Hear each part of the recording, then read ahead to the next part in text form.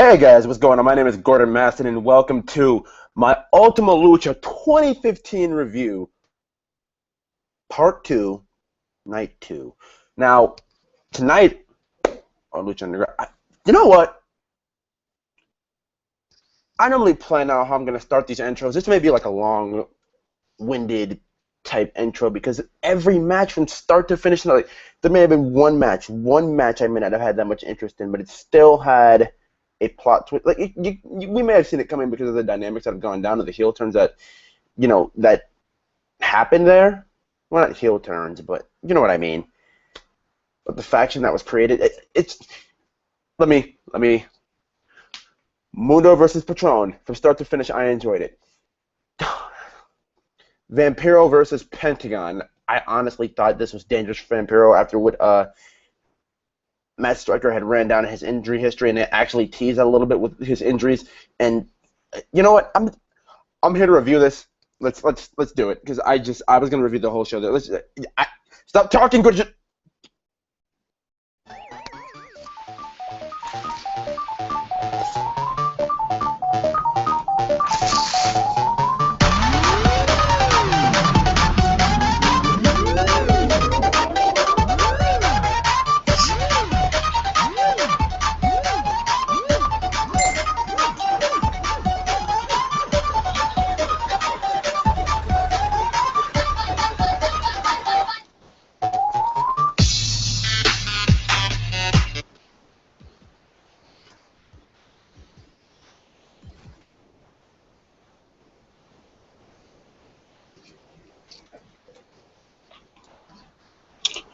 All right, guys. So Ultima Lucha tonight. This absolutely incredible, top to bottom, no doubt, absolutely incredible. Okay, now let's start. Show of the year. I'm calling it this far. Like normally they have like this, this term. Well, in general, the term like when you're in a show and you want to be the best on that show out of multiple acts. Every like it's like everyone out there and basically told the next guys up, follow that, and it seems like they all had that extra sense of motivation to go out there and top one another with what they were given, the time they were given, the slot on the card they were given. This show, oh my God, this show. But enough orgasming. I can't even talk.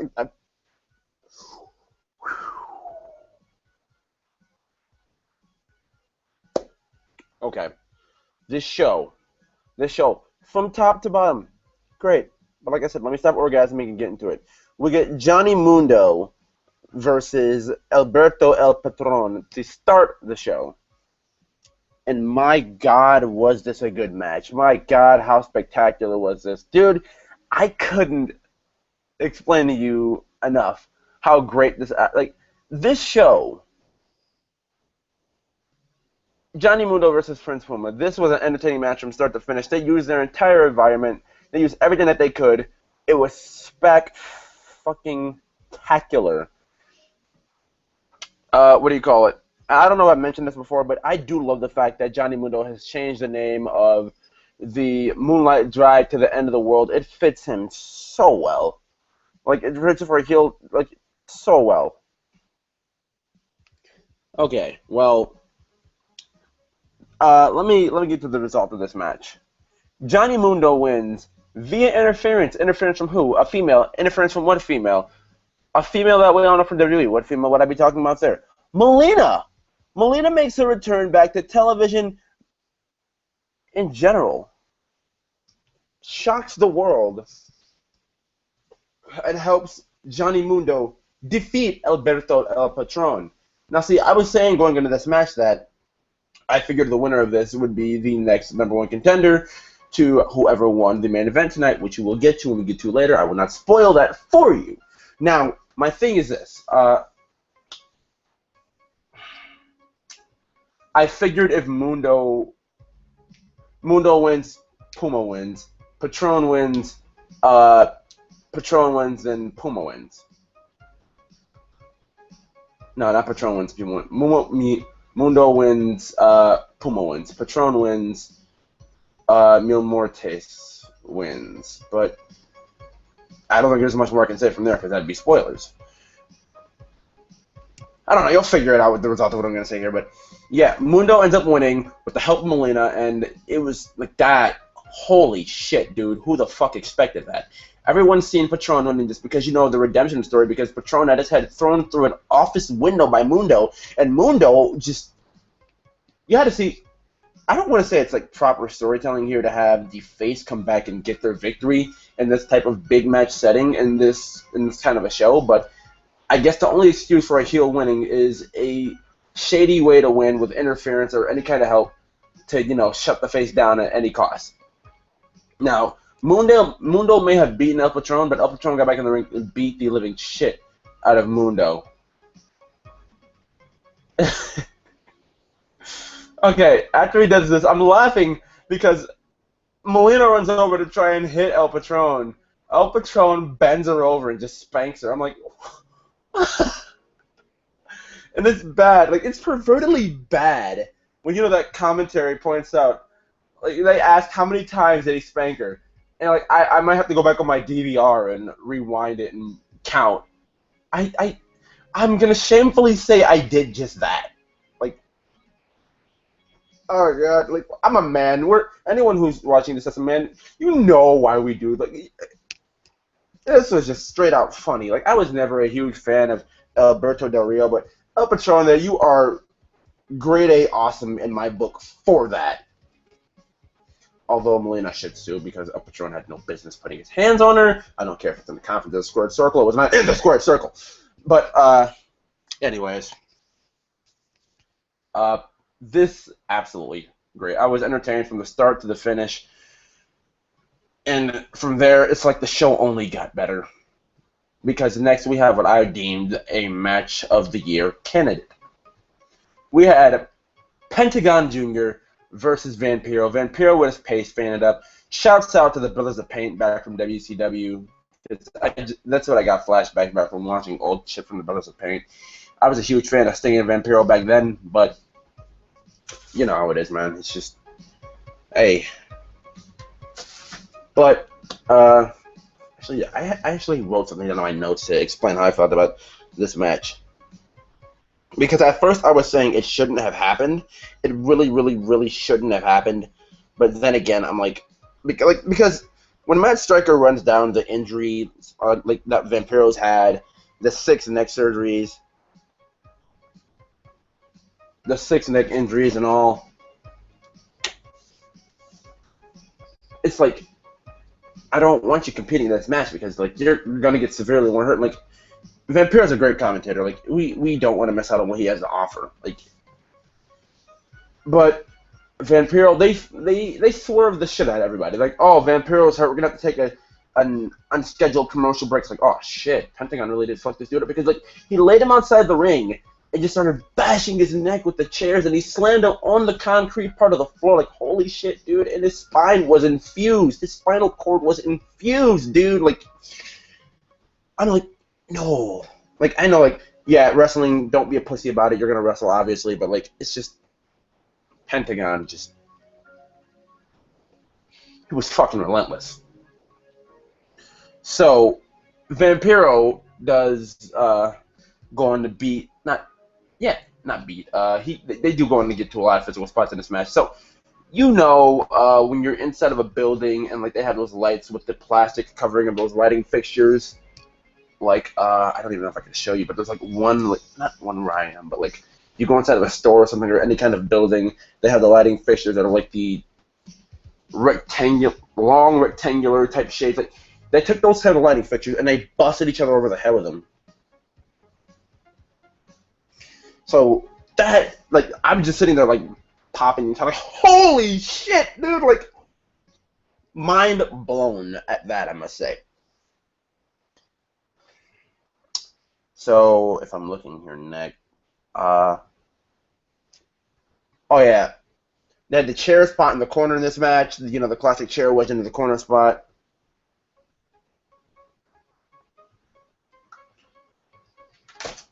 But following that, there there was what the hell am I forgetting here is you know if I remember at any point in the review it'll come back to me. But oh yeah, the thumbtacks. They landed the thumbtacks and Vampiro lays Pentagon out in the thumbtacks, tries to dive up top rope. I think he tried to do some sort of senton. Missed, landed in the thumbtacks, and Pentagon ended up going on to beat Vampiro via fiery table. Like, holy fuck, dude. They pulled the fiery table spot. Like, my god. And dude, with all the shit that they run down Vampiro has, like, that he's been through, like, it's like, he can't take that. He shouldn't have to take that. He goes through with it. And then at the end of the match, Vampiro is yelling at Pentagon, break my arm, break my arm, break my arm. I swear to you. I swear to you, dude. Pentagon went over and he snapped his fucking... Just bent that motherfucker into pieces. Nope. And then he starts asking... Like, people start... I can't remember who exactly, but they start asking, where is your master? And then Vampiro makes everyone, and I mean everyone shit their pants, and says, as your master, I now proclaim you as ready.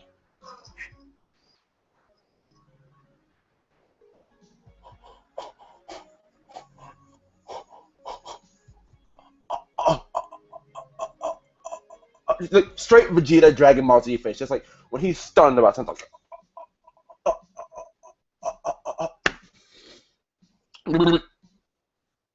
Dude.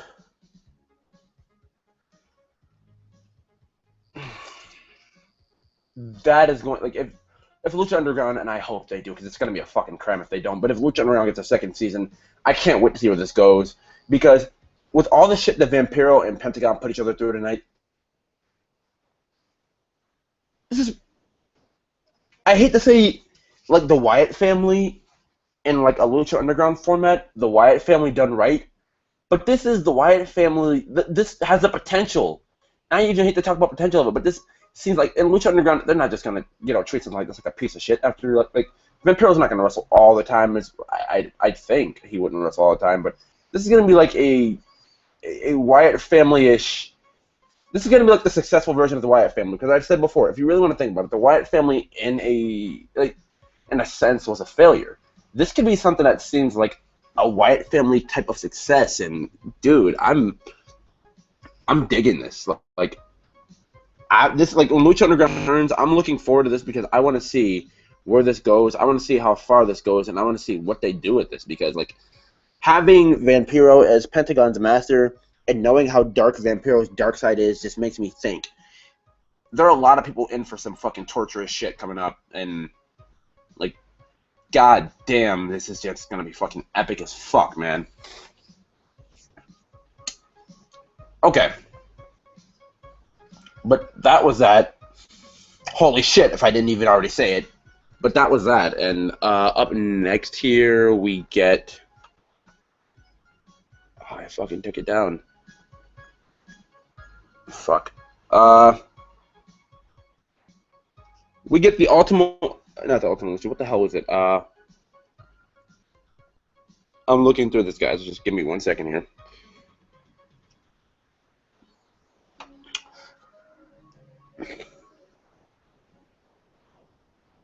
Okay.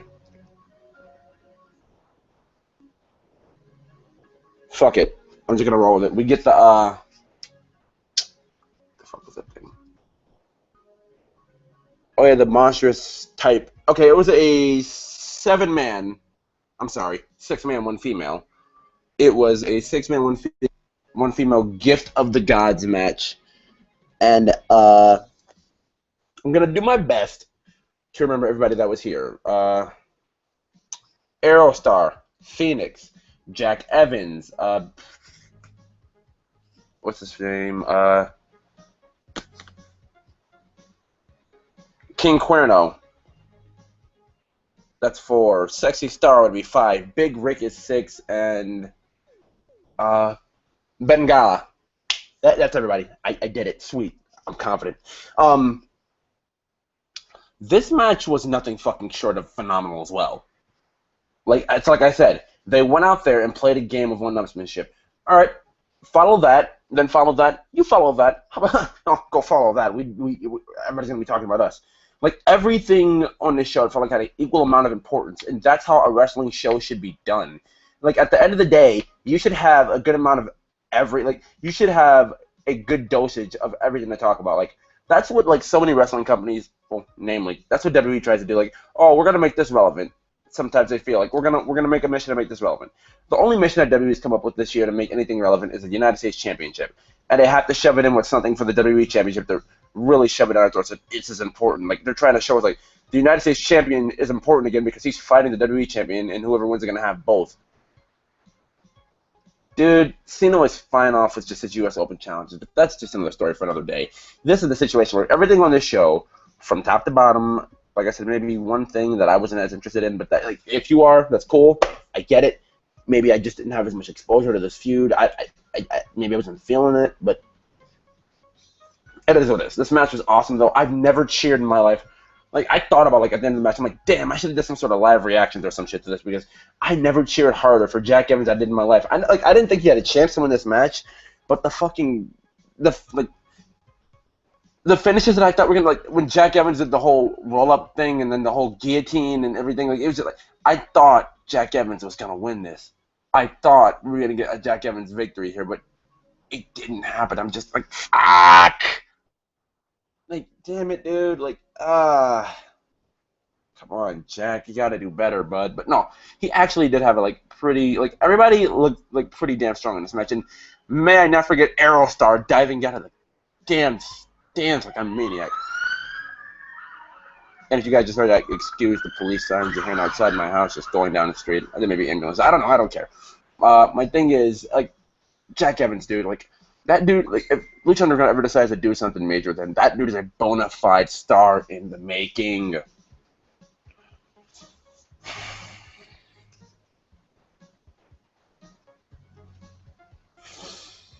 People talk about Prince Puma, a.k.a. Ricochet, as something special. Jack Evans is a treat. No, I'm sorry, guys. Let me just turn my sound of my phone off because I have ESPN alerts and Facebook going off here. I'm sorry. Becky Lynch, by the way, dudes. I'm sorry, my weird obsessions. I'm just gonna turn this off.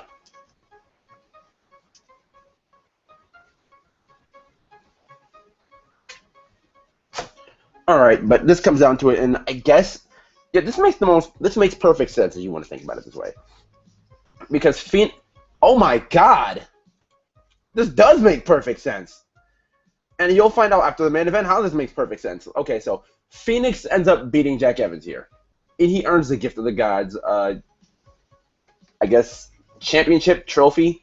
And like I've said it before, Gift of the Gods feels to me like a Dragon Ball Z type of thing where it's just like, we're going to give you this, and it's going to be like collecting the 7 Dragon Balls. You get to make one wish, and that one wish you can make is only one kind of wish for the World Championship. And you have to tell Dario in advance. But see, this is what I wonder with the Gift of the Gods. Is it going to be like a thing where the champion's going to know when you get to, like, because Dario said he has to promote. So is this going to be like a thing where the champion knows a week ahead of time? Because that takes out the element of surprise if that's what they're going for. But I don't know. We have to wait till next season. It's just going to be something that's just, you know. But besides that, where do we go from here? Oh, yeah. Phoenix ends up beating Jack Evans and pinning Jack Evans. But for me to know that Jack Evans got to be in the final 2 and deciding pinfall of this match was just something awesome to me to show that Lucha Underground does see him as a potential big game player within the company. And I hope they do capitalize on him, because if they don't, it's just going to be a travesty. But Lucha Underground knows talent, and they see talent, and they capitalize on it. So I have confidence that Jack Evans will not be treated like a piece of shit.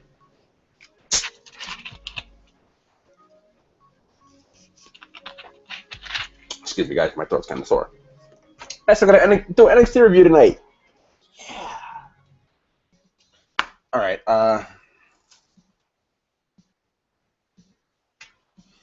Okay. Next up, I don't want to miss anything. If I do miss something, I apologize. But this is what I said I didn't think I was too interested in.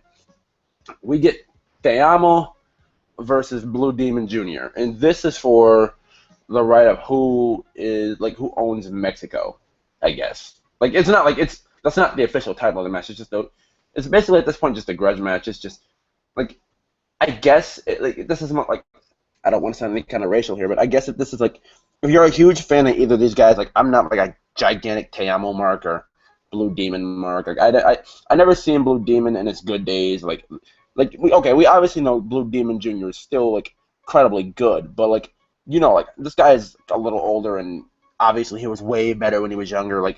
But if you were like a huge fan of luchador wrestling, which I was not until I seen Lucha Underground, which kind of makes me kind of want to watch AAA now. And if I could find someone to watch that, I most definitely would.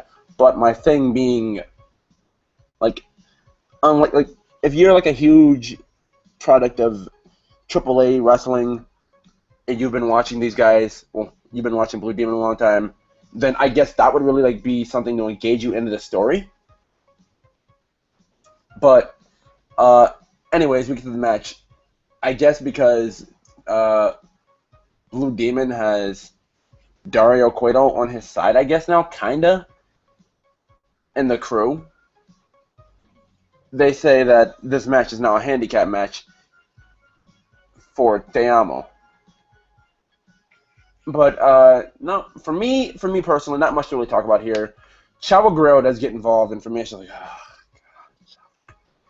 I was never a huge fan of Chavo Guerrero unless it was Los Guerreros or his moments with Rey Mysterio that he had, whether he was facing him or helping him. It was really that kind of stuff for me. But yeah, we do get that, and Chavo helps, and Blue Demon beats Te Amo. Now, I do want to mention this because I did forget to mention this at one point in the show. Dario Cueto, what do you call it? Black Lotus was by her cell that she's been trapped in this entire time.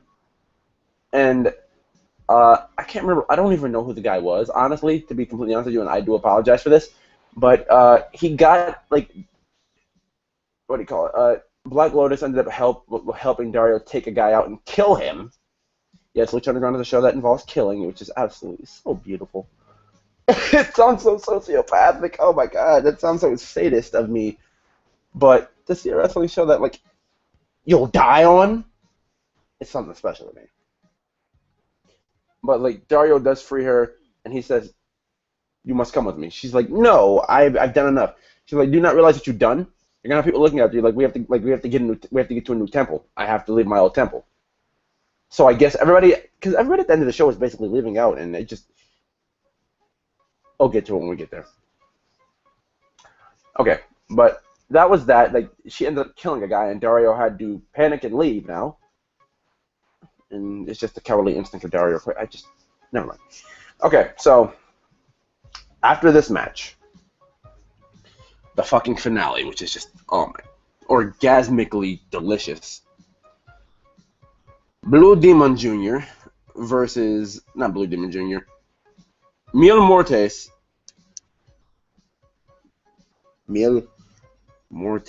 versus Prince Puma. And holy fucking balls. This was another match of the year candidate, dude. Like, this was absolutely awesome. I mean, this is something I would go back and watch on my DVR. I actually can. I think I did. If I don't, then streaming websites, bro. But if not, then you guys need to go back and watch this match. This was absolutely phenomenal. I'm just going to get down to it. Mil Mortes wins, and he is your new Lucha Underground champion. Now, I will mention this part, though. He did kick out of Prince Puma's 630. I don't know if it's 630 or 680, but he did kick out of Prince Puma's 630. There were a bunch of phenomenal. This is another match where the environment was used everywhere around the building. I mean, everywhere around the building. But Prince Puma does go on to win this, not lose this. But this is what I was saying. Gift of the Gods makes sense because Phoenix was taken out by Puma, and Phoenix has a world championship shot whenever he decides to use it. Now, this is perfect sense to start another feud, let alone match, between Mil Muertes and Phoenix. Now, this makes me wonder: does what's his face, Prince Puma get a rematch? Like, there are like so many questions to be answered after watching this, but you know what? We'll find out as soon as we possibly can. As soon as Lucha Underground is back on the air, hopefully, and we'll see.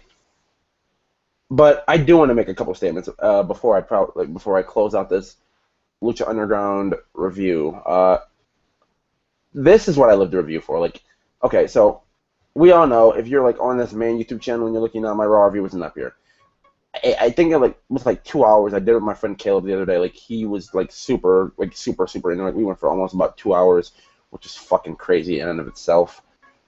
But it's not up here because YouTube was pretty stupid and it didn't upload to YouTube. It uploaded to YouTube, but it uploaded in the weirdest way. It uploaded on my Twitter feed. If you go to my Twitter feed and click on the link that says GM Reviews Monday Night Raw, you'll find that. But like, I did make an announcement there that I am done reviewing Raw for the time being. Like, I'm not giving up on Raw reviews in any sort of way. It's just the fact that I have a life, and like, it's hard when you have a life to like balance reviewing and like everything else. But and like, here's the thing: like, I could do this on like a Wednesday night, like, because that's like 4 hours really, compared to 3 hours of watching and an hour maybe of reviewing, plus setting up, plus putting the thumbnail on. It's like, I'm normally done reviewing Raw by like 6 in the morning. It's just, I can't do it. I'm like, this week's show was like too average to me, and like stuff like this with Lucha Underground and NXT, as I've said before and I'll say again, 1 hour wrestling is like the best thing on planet Earth today, because they continue to just make you go wow. And I mean, even like 3 hour wrestling isn't bad in a sense. Like, it's just WWE overdoes it. Like, Monday Night Raw week is 3 hours, and I just can't stand to do it every single week. Like, I'll be watching Raw still, just not reviewing it, because like, I'm not having fun. Like, you have to have you have to have passion to do something. I just don't have the passion to review Raw anymore. Reviewing stuff like this is absolutely fucking beautiful, dude. Like, I joked on, like, man, I still have to watch NXT. Like, NXT is one of the reasons I say 1 hour wrestling, even Ring of Honor. But that's, it is what it is, guys. But anyways, I don't want to go on a tirade, so I just want to thank you guys all so much for watching my Lucha Underground Ultima Lucha review. Hopefully, this show started in November. So hopefully by October, November, we're back. Hopefully by October, November, the show will be back on the El Rey Network, and we will be back reviewing the show, because this is something I don't want to miss out on. On another reviewing note, I will continue to review the WWE pay-per-views, and Wrestle Talk will continue. It's just me and Matt have been like super busy. Namely Matt in some cases. I've been kind of busy in some cases.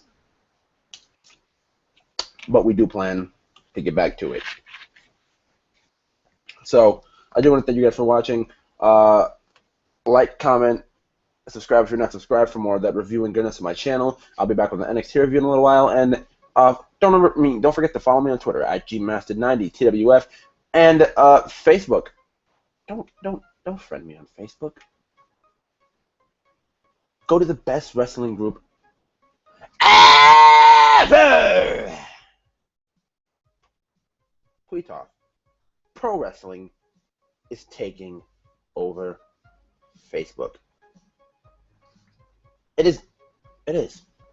You can join a lot of great wrestling fans there. Fans that enjoy all kinds of wrestling. Lucha Underground, NXT, WWE, well, NXT is WWE, you know what I mean, it's a separate brand, who enjoy Raw. Like, you can, like, any kind of wrestling you like there, they like as well. But if you're just willing to talk TNA, don't join. But I do want to thank you guys for watching this. Like I said, like, comment, and subscribe if you're not subscribed for more of that review and goodness on my channel. Thank you guys for watching so much, and hopefully this uploads to YouTube, and see ya.